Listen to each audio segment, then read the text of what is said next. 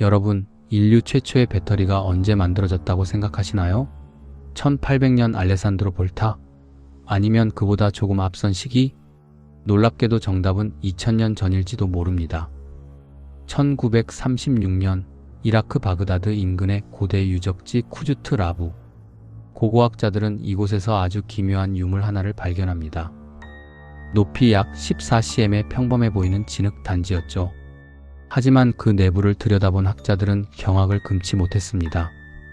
단지 안에는 원통형으로 말린 구리판이 들어있었고 그 중심에는 철 막대 하나가 꽂혀 있었거든요.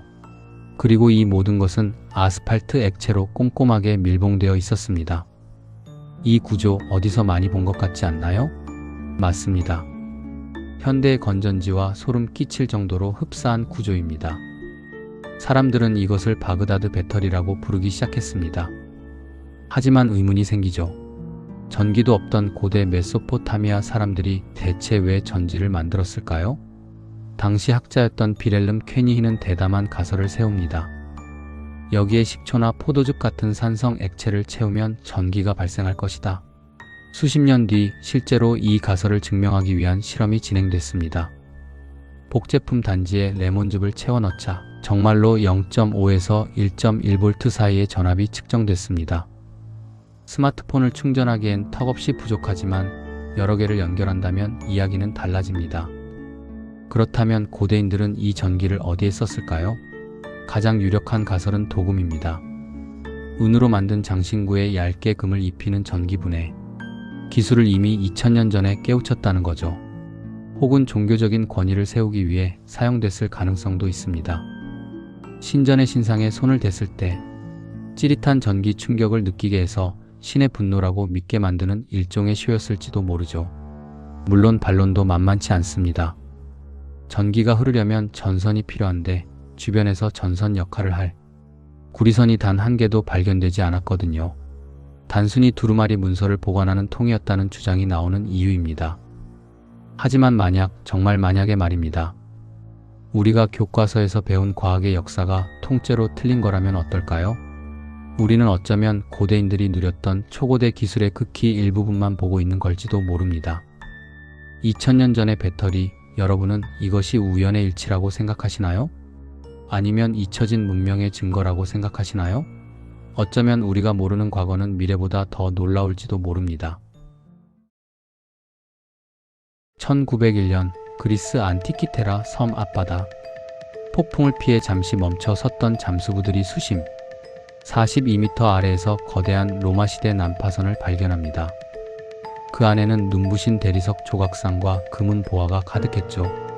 하지만 그 화려한 보물들 틈에 끼어있던 아무도 거들떠보지 않은 녹슨 청동. 덩어리 하나가 인류의 역사를 통째로 뒤흔들게 될 줄은 아무도 몰랐습니다.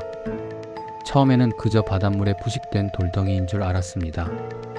박물관 구석에서 50년 넘게 방치되었던 이 물체가 스스로 쪼개지며 속살을 드러내기 전까지는 말이죠.